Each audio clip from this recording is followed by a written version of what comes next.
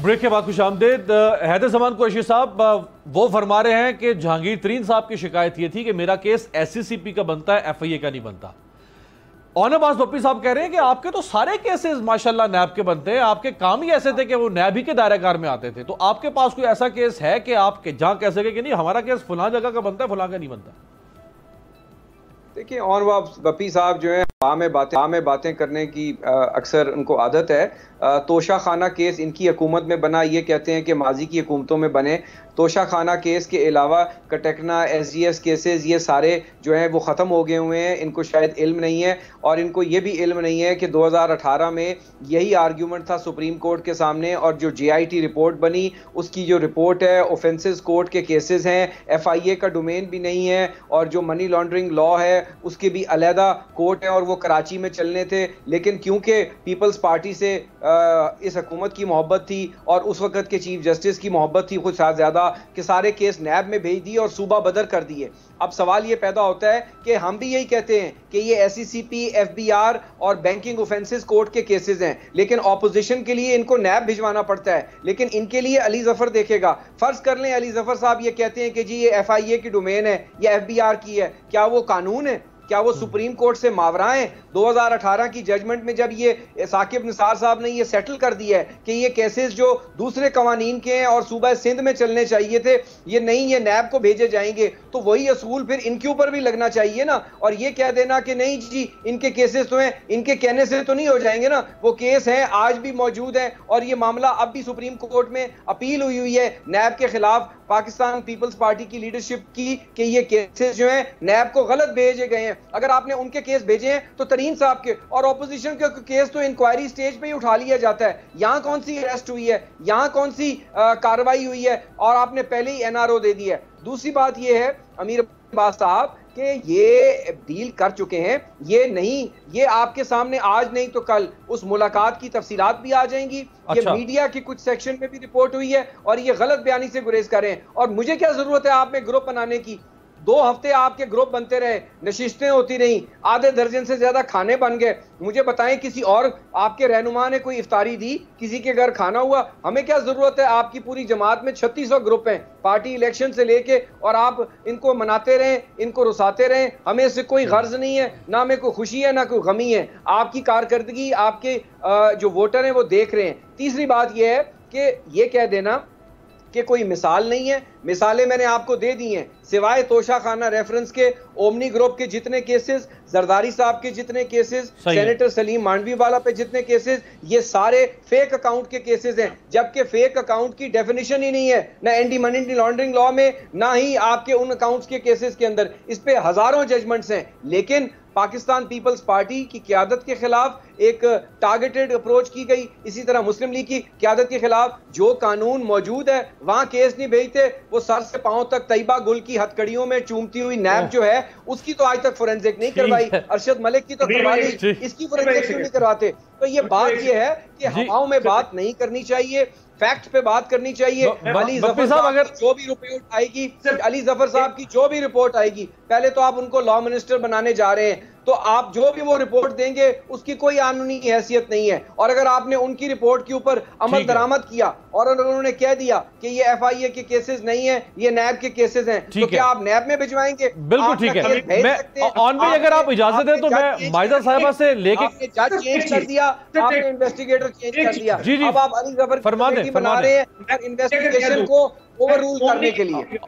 मैं ओमनी की बात नहीं करता, मैं आपको सिर्फ आखिरी नैब ने जो रेफरेंस फाइल किया, जो लेटेस्ट पिछले महीने फाइल किया है, मैं सिर्फ उसकी तफसील बता दूं, डिसीजन आप कर लें कि वो नैब का केस है। आखिरी रेफरेंस की फाइल की जरूरत ही नहीं है ना, वो तो तोशा खाना है। तोशा खाना तो मैं कह रहा हूं कि उसका कोई ताल्लुक नहीं है, तोशा खाना केस का कोई ताल्लुक ही नहीं है मनी लॉन्ड्रिंग से। वो कुछ और बता रहे हैं। जी जी अमीर भाई, सिर्फ एक और चीज, आखिरी जो रेफरेंस था वो ये था, इनके जरदारी साहब ने एक शख्स था, उसका नाम मुश्ताक था, कराची से उसको लाया, प्रेसिडेंसी में उनके साथ स्टेनोग्राफर था, 5 साल प्रेसिडेंसी में रहा।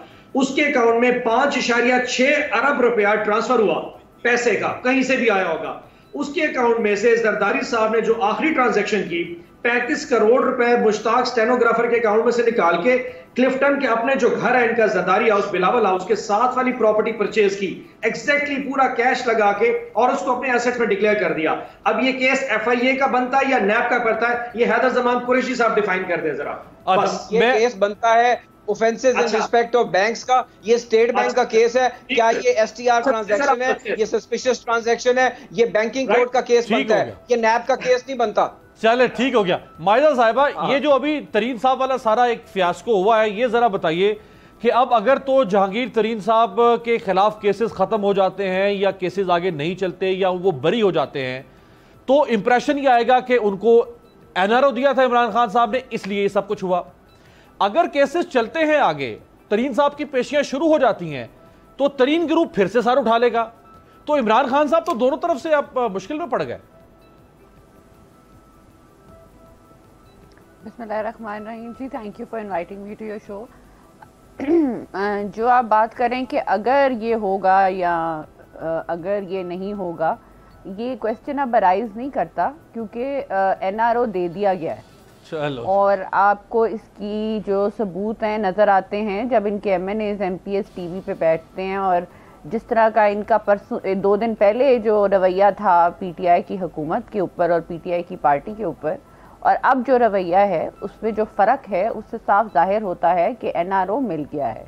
और इमरान खान साहब एक तरफ कहते जाते हैं कि मैं किसी को छोड़ूंगा नहीं, किसी को बचने नहीं दूंगा, चाहे मेरी पार्टी के लोग हों, चाहे मेरी पार्टी के लोग जो हैं वो they are not above the law. लेकिन बात ये है कि जो रियलिटी है, जो हकीकत है, जो तल्ख हकीकत है, वो ये है कि सिर्फ बंदूकों का जो रुख है वो सिर्फ इमरान खान साहब की वो अपोजिशन की तरफ ही रहा है। और अब जो है इन्होंने एनआरओ ले लिया है और इनको पता है इमरान खान साहब को कि बजट आने वाला है और बजट जो है वो पेश नहीं हो सकता, पॉसिबल नहीं है उसको जो है एक्सेप्ट करवाना नेशनल असेंबली में।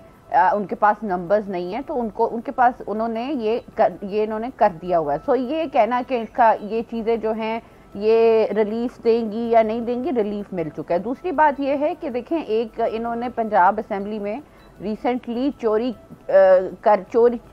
की तरह, चोरों की तरह एक शुगर पंजाब ये शुगर फैक्ट्री एक्ट जो है इंडस्ट्री का, वो जो है वो इन्होंने पास करवाया चोरी छुपे। और वो उसमें क्लॉजेस थी, कुछ जो ऐसी क्लॉजेस थी जो जिनका चीफ मिनिस्टर साहब कहते हैं कि मुझे भी नहीं पता था और बाकी लोग भी कहते हैं हमें नहीं पता था, वैसे ही पास हो गया चोर दरवाजे से।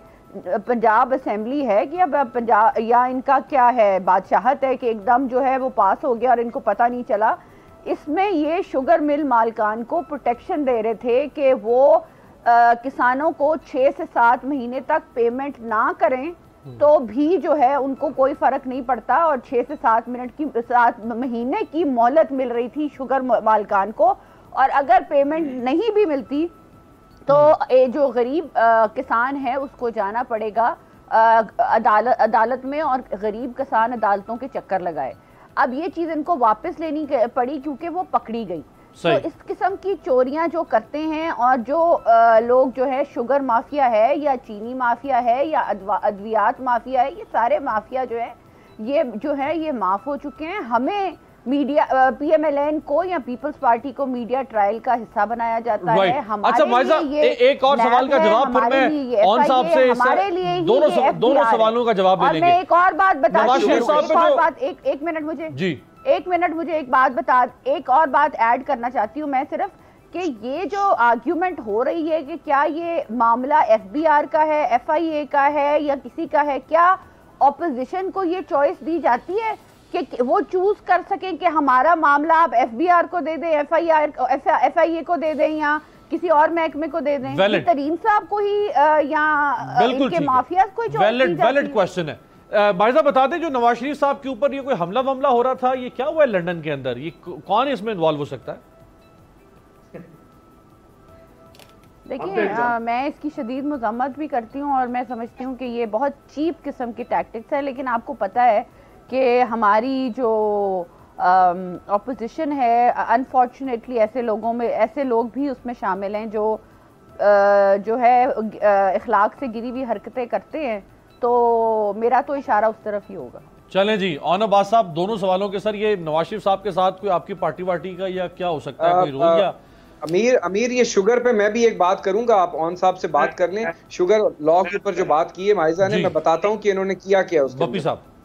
सर, जो नवाज शरीफ साहब के साथ हुआ, मेरी अपनी जितनी इंफॉर्मेशन है, इनके साथ कोई नासिर भट्ट साहब होते हैं शायद, और आई होप यू अंडरस्टैंड कि जी कोई लेन देन का अगर तनाजा हो वेस्टर्न सोसाइटी में, खासतौर पे इंग्लैंड के अंदर, तो वहां पे इंडिपेंडेंट एजेंसीज होती हैं, जो रिकवरी यूनिट्स होते हैं, जो रिकवरी के लिए अगर कोई लोग डिफॉल्ट कर जाए तो उसके घरों पे खुद जाके पैसे रिकवरी करने के लिए पहुंच जाते हैं। तो उनका प्राइवेट लेन देन का मसला था, क्योंकि नासिर भट्ट साहब नॉर्मली नवाज शरीफ साहब के घर में पाए जाते हैं, इसलिए वो लोग गए थे। अब उसको भी आप हमारे जिम्मे डाल दे तो मतलब मैं माजरत ये उधार वापसी वाले गए हुए थे वहां भट्ट साहब के पास? मेरे ख्याल में जो कल रात को पढ़ा, मेरे पास इतनी इन्फॉर्मेशन है, इसके अलावा कोई और इन्फॉर्मेशन आपके पास हो तो ये उनका ही सिलसिला होगा। ये प्राइवेट अफेयर था उनका। नंबर 2, शुगर के हवाले से मैं थोड़ा क्लियर कर दूं, पाकिस्तान की हिस्ट्री में अमीर भाई आज तक ऐसा नहीं हुआ, मैं क्योंकि शुगर मिल थोड़ा सा खुद भी जिम्मेदार हूं, आज तक हमने 6 महीने से पहले कभी किसी शुगर मिल वाले ने पेमेंट नहीं की। और अमूमन ये होता था कि 180 रुपए मन अगर रेट होता था तो कटौती करने के बाद 160 रुपए, और वो भी बड़े मतलब जोर के बाद 160 या 70 रुपए हमें आके मिलते थे। ये तो तारीख में पहली दफा हुआ है कि हमारी गवर्नमेंट ने लागू किया है कि ना सिर्फ ये कि 180 की जगह 300 रुपए मन अदा किया जाएगा, बल्कि 15 दिन का टाइम दिया गया है कि 15 दिन के अंदर अंदर जितना शुगर केन गन्ना आपकी फैक्ट्री में उतरा है आप उसकी पेमेंट देंगे।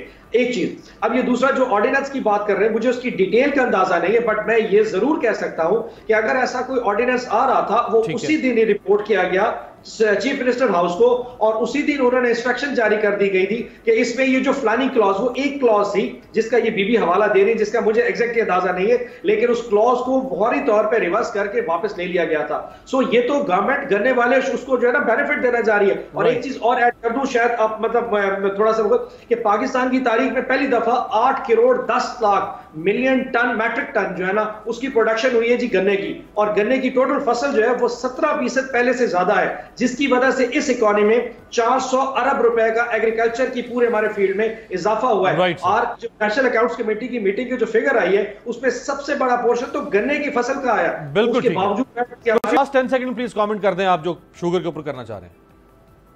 सर अब 10 सेकंड्स में तो बहुत मैं नहीं कर सकता।